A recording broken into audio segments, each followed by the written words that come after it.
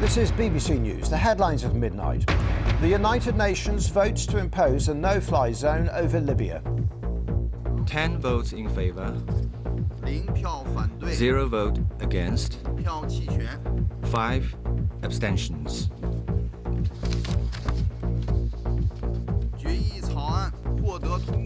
The resolution is adopted. Resolution 1973 demands that Colonel Gaddafi implement an immediate ceasefire. It imposes a no-fly zone to prevent the Gaddafi regime using air power against the Libyan people. There are celebratory scenes in Tripoli, although very staged managed in a government building. The government has given the appearance of accepting a ceasefire. And in Japan, at the damaged Fukushima nuclear plant, hope is growing of an improvement to the vital cooling system.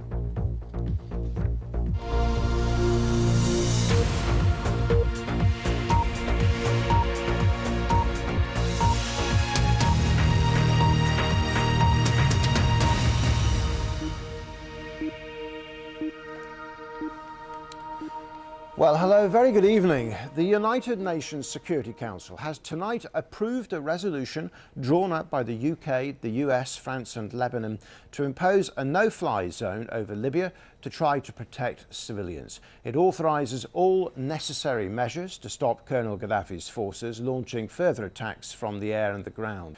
The resolution rules out the use of foreign ground troops. Well, here's how the dramatic events unfolded tonight. I shall now put the draft resolution to the vote now.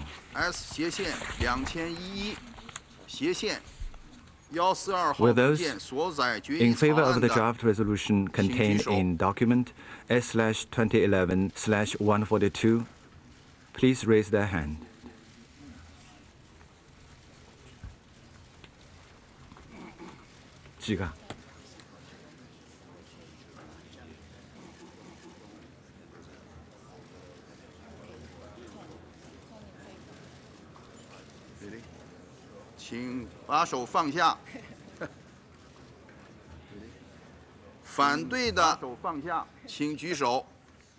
Please put down your hand. Those against, please raise your hand.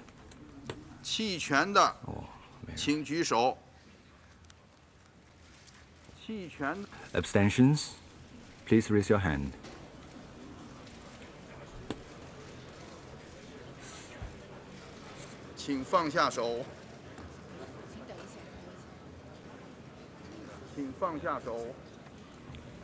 Please put down your hand.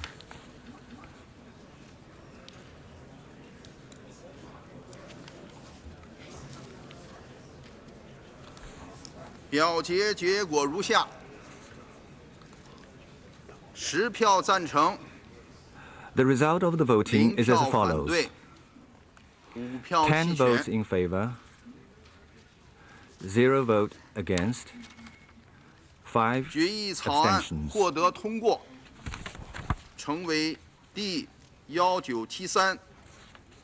The resolution is adopted as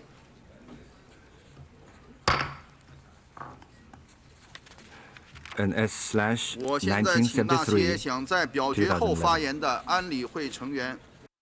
Well, it was a truly historic moment, all of that happening just over an hour ago inside the United Nations Security Council chamber in New York. Here, the Foreign Secretary, William Hague, said tonight's decision was the result of a lot of hard work by Britain, France, Lebanon and the United States. Well, we've said for some time that the world should not stand by and accept Gaddafi's brutality against his own people. And this resolution carried tonight in the United Nations Security Council is an expression of that resolve. It is a positive response to the call by the Arab League last weekend for measures to protect and safeguard the civilian population of Libya.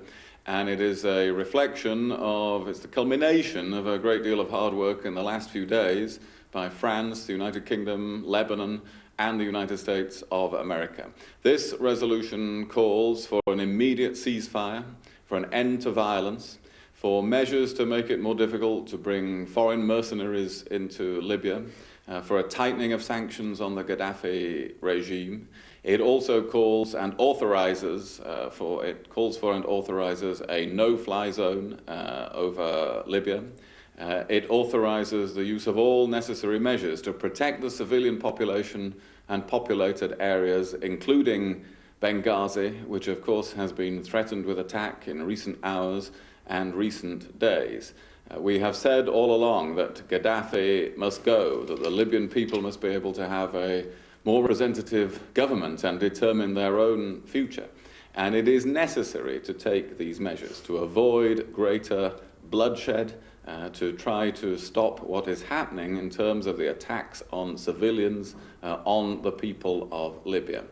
We have said for a long time there should be three criteria for being able to take action under this kind of authorization: a demonstrable need, and the actions and statements of the Gaddafi regime in recent days have provided that demonstrable need.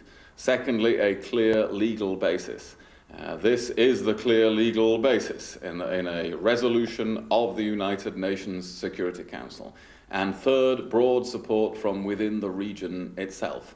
And that is evident in the statement of the Arab League and in the readiness to participate in a no-fly zone, for instance, by members of the Arab League. So as of tonight, those three criteria are satisfied and fulfilled. And this places a responsibility on members of the United Nations, and that is a responsibility to which the United Kingdom will now respond. So, William Hague's early reaction there. Now, speaking during the actual Security Council meeting in New York, the British ambassador to the UN said the resolution was necessary because of what he called a violent, discredited regime which was using weapons of war against civilians. We, along with partners in the Arab world and in NATO, are now ready to shoulder our responsibilities in implementing Resolution 1973. Mr. President, the central purpose of this resolution is clear: to end the violence, to protect civilians, and to allow the people of Libya to determine their own future, free from the tyranny of the Gaddafi regime. The Libyan population want the same rights and freedoms that people across the Middle East and North Africa are demanding, and that are enshrined in the values of the United Nations Charter. Today's resolution puts the weight of the Security Council squarely behind the Libyan people in defence of those values. Well, the British ambassador during the actual meeting there. Now, this evening, before that resolution was passed, Colonel Gaddafi was promising to retake the rebel stronghold of Benghazi in the eastern country, and he said there would be no mercy for anyone who resisted him. After the resolution was passed, the Libyan government held a news conference live in Tripoli, and the Libyan Undersecretary for Foreign Affairs said the Gaddafi regime was ready to stop fighting, but that it would take time to finalize details. Actually, regarding the ceasefire, we told the Secretary General of the United Nations that the armed force. السؤال كان حول احتمالات وقف إطلاق النار. الجواب هو أننا قد أبلغنا الأمين العام للأمم المتحدة بهذا الخصوص. That we are ready immediately to do that. أننا جاهزون فورا لتطبيق هذا. But we need to talk to someone to agree on the technicalities of this decision. ولكننا نحتاج أن نتكلم إلى طرف ما محدد حتى نتفق على تفاصيل تطبيق هذا القرار. Because there's a lot of technical details of such a decision. Well, part of a news conference which was held about half an hour or so ago. And let's get some more political reaction here. The Conservative MP Malcolm Rifkin is a former Foreign Secretary and former Secretary of State for Defence. He welcomed the UN's decision, and he said the writing was now on the wall for Colonel Gaddafi and his supporters. I'm absolutely delighted, because this is the action that the world was waiting for. All credit to David Cameron and the other leaders of other governments who have been pressing for this. It was not entirely a popular proposal at the beginning, but it's come at just the right moment in time, because without action of this kind, Benghazi would have been a bloodbath. What is also crucial and unexpected was when the resolution was tabled, the Americans had agreed on language beyond just a no-fly zone. As I understand it, the language that has been approved in the Security Council will allow airstrikes or other action to be taken in order to safeguard lives and to safeguard the people of Benghazi. That means effectively, unless I've misunderstood it, which I don't think I have, it is now impossible for Gaddafi to believe, or he can believe, but to realize any question of controlling Benghazi and the east of Libya. Is the vote weakened by the fact that a third of the Security Council did abstain? 5 countries, including perhaps not surprisingly Russia and China, but also Germany as well. Well, unanimity is always better if you can achieve it, but by the standards of the years, the last 20 years, this is a remarkable vote. Not a single vote against. Russia and China, which many, including myself, would have assumed would have vetoed, and probably would have vetoed 2 or 3 weeks ago, the fact that they abstained, and we got not just the 9 votes that were crucial, actually 10 votes in favour, that is remarkable. And of course, it's not just Western votes, and it's not just a Western imposed no-fly zone. What has been crucial in winning the right degree of international support has been the support of the Arab League last weekend, the support of Lebanon as one of the countries that tabled the resolution, and a broad support from the international community. I think this is the crucial distinction between what has happened tonight and all the terrible controversies over Iraq. The Iraq war was a terrible mistake. There was, as I understand it, is broader than that. Then it now is inconceivable that the international community, having passed the no-fly zone, having resolved to ensure that Gaddafi cannot take Benghazi, are simply going to allow by other means, without air power, Gaddafi to try to advance his troops towards the east. So I think in reality, this is now the dividing line. What is unknown is whether we're simply going to end up with a stalemate, with Libya divided on an ongoing basis for a long time to come. That is at least a possibility, with Gaddafi controlling the west, the insurgents controlling the east.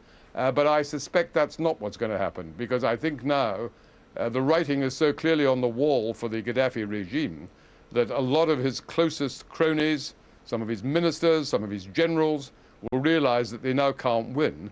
They will be anxious not to be on the losing side any longer than they have to. I think you're going to get a resumption of the defections that happened in the first few days of this rising.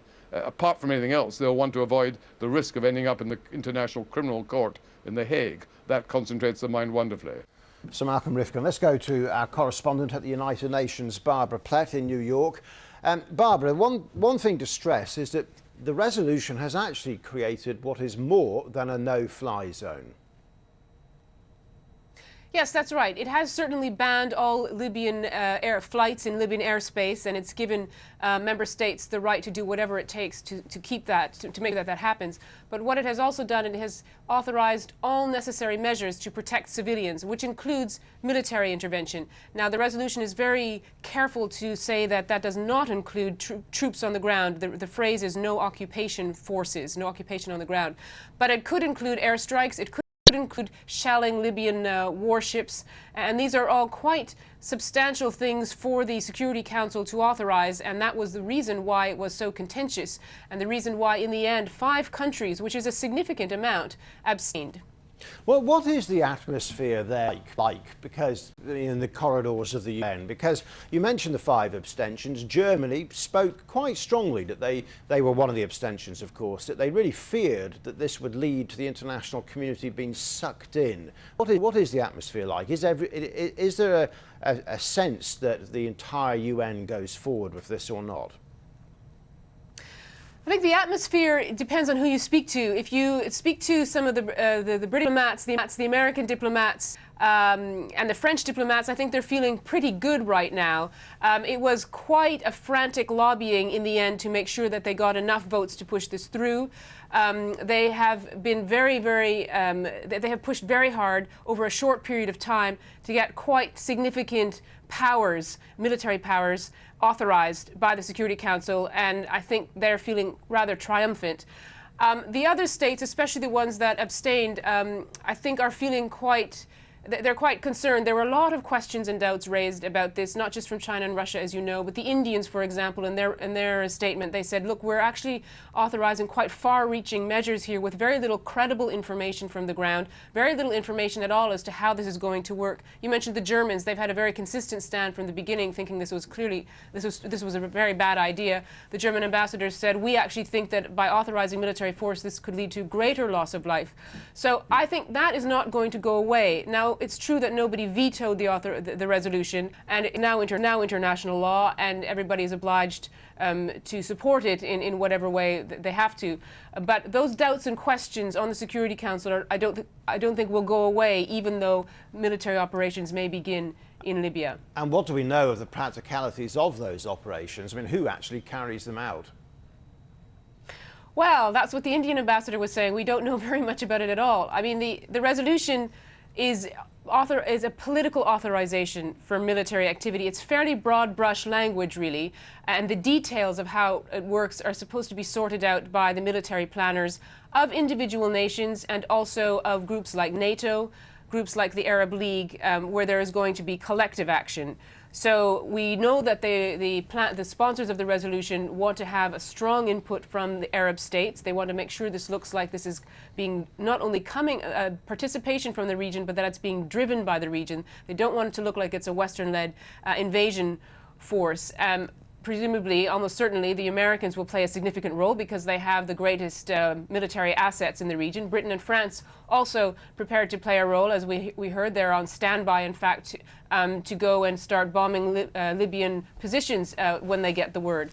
So it's not entirely clear how all this will be coordinated, how they'll get the mechanism together about policing the airspace, when they take the decisions about when they attack and what they attack. The point of the resolution is that it has given them political and legal right to do this. Okay, Barbara, thank you very much again. Barbara Plett there at the UN in New York. Let's have a reminder of the headlines this evening then. And the United Nations has voted to impose a no-fly zone over Libya to prevent Colonel Gaddafi's regime from using air power against opposition forces. It does specifically rule out using foreign ground troops. And after another day of violence in the country, there are now reports of celebratory gunfire in the opposition stronghold of Benghazi.